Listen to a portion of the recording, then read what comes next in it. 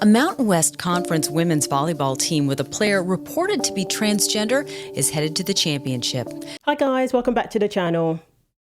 So we have an update on how the season is going for SJSU and all the other teams in the Mountain West Conference.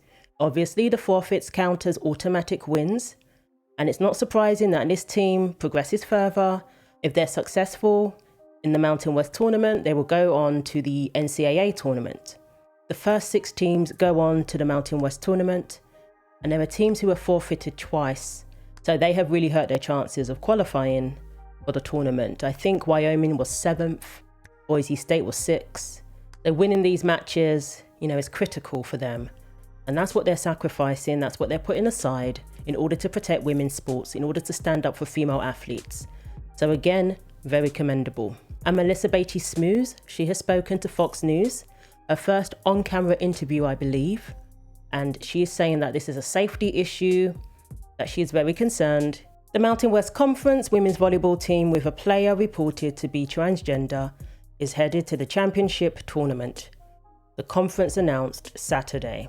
San Jose State University's women's volleyball team grabbed headlines in September when the team co-captain Brooke Slusser joined women's rights groups and activists in suing the NCAA. Slusser's addition to the lawsuit says that San Jose outside hitter Blair Fleming is transgender and poses both an unfair advantage and safety risks to other girls on the court.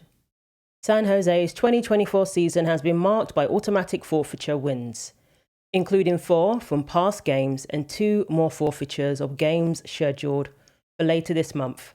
Now ranked 2nd in the conference, the team has an 11-4 conference record, 13-4 overall.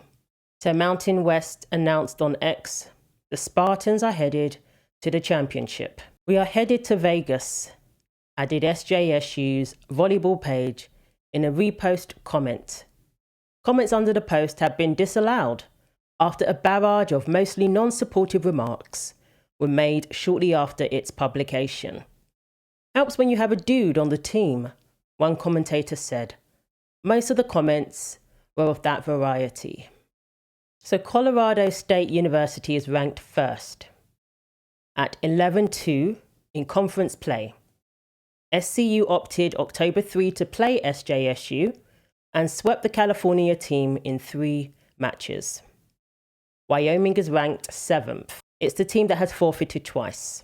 So the Spartans have had 2 recent losses, a 1-3 loss to University of Nevada, Las Vegas on Thursday, and a 1-3 loss to San Diego State on Saturday. Head coach Todd Kress said the losses came from not seizing opportunities on the court. But we played decent at times. Another match that we had opportunities, but we just didn't make the play. Associate head coach Melissa Batie-Smoose, she is speaking out for the first time, and she's doubling down on her concerns about safety, despite the fact that they've tried to silence her, as she has said, despite the fact that she has been suspended as associate head coach, and more than likely has been fired.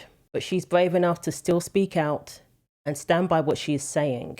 She filed a Title IX complaint, and she was basically the only person within that school, within that institution, to stand up for the female athletes, at least publicly, that is. She put herself on the line, she put her job on the line by filing that complaint. But that complaint is so important because it reveals so much. It gives people an understanding of what these women have been put through. All of the threats made to them in terms of their scholarships, in terms of them speaking out and basically being told to keep quiet and suffer in silence. She highlighted the preferential treatment that's been given to the transgender player, more than likely just because the person is transgender. And nobody wants to be accused of discriminating, and some of these schools actually like having a transgender player on their team. They're more likely to win, they're more likely to progress further in these tournaments, and in their minds it's progressive to have a transgender player on your team. You get a pat on the back. How progressive of you, how inclusive of you. Meanwhile, it's hurting the female players and it's holding them back, and in many cases is excluding them.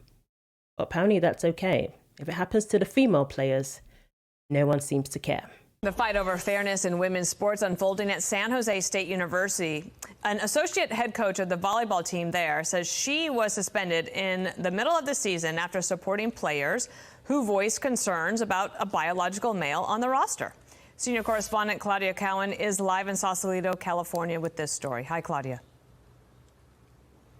Hi, Dana. You know, the turmoil surrounding this women's volleyball team now includes this coach who says she was ordered to hand over her keys and school ID just hours before a scheduled game. Melissa Batie-Smoose would not go into detail as to why she was suspended with pay, and the school would only confirm to Fox that the associate head coach of the San Jose State University women's volleyball team is not with the team at this time, and we will not provide further information on this matter. But she says it comes after she took a stand in support of Brooke Slusser, the team's co-captain, who recently joined a federal class action lawsuit against the NCAA for alleged Title IX violations. Slusser claims in this lawsuit that one of her teammates, Blair Fleming, is a male who identifies as transgender. And it alleges San Jose State went to great lengths to make sure no one found out. Batie-Smoose says she agrees with Slusser's allegations, which include concerns over safety and fairness, and made her feelings known to university staff. Even with her job on the line, she says she's speaking out to protect the future of women's sports. Safety is being taken away from women. Fair play is taken away from women. We need more and more people to do this and fight this fight, because women's sports, as we know it right now, will be forever changed. San Jose State has not said whether there is a trans athlete on the roster, and our requests to interview Blair Fleming have been denied. Meantime, Boise State and the University of Wyoming have once again announced that they are forfeiting their upcoming matches without giving a specific reason why. Dana, that makes 7 games forfeited by 5 schools against the San Jose State Spartans women's volleyball team. And obviously, Melissa is 100% correct there. That if this isn't addressed, if we don't continue to fight for women's sports, it will change women's sports forever. And what we call women's sports will be women's sports no more. That's what we've been trying to point out this whole time. And of course, this issue only affects women's sports. So that's why we're seeing transgender athletes take medals, take records. Their name's going to be in the place of a female athlete. And that will change the course of sports forever. In years to come, we don't want to look at a women's record and see a male athlete's name there. And hopefully, if this issue is addressed, which I believe it will be, those records need to be changed. Those records need to reflect reality, need to reflect the participation of female athletes, not male athletes who had no business being in that category in the first place. So Brooke says that with the absence of Melissa, she doesn't feel safe. The female athletes don't feel safe because she was their only safe space in this whole situation. Their only safe space when it comes to being on the team and opposing having a male player as part of that team. So I'm hoping that she gets her job back, because this must have legal repercussions. Suspending somebody for filing a Title IX complaint? I mean, that's what it looks like to me. Suspending someone for exercising their freedom of speech? To say that this is wrong, that this is a safety concern? Huge legal repercussions, in my opinion, as somebody who's not a lawyer. So we shall see. But I wish Melissa all the best. Again, what she's doing is commendable. We're going to see her name and her face when it comes to the people we're going to look back on as those who played a part in saving women's sports, as those who played a part in standing up for female athletes. So how do you feel about the Spartans making the playoffs? Is it to be expected with all the forfeitures and the fact that they have a male player on the team? Surely that must have helped. So let me know what you think. Thanks for watching. Like, comment and subscribe. Take care of yourselves, and God willing, I will see you in the next video.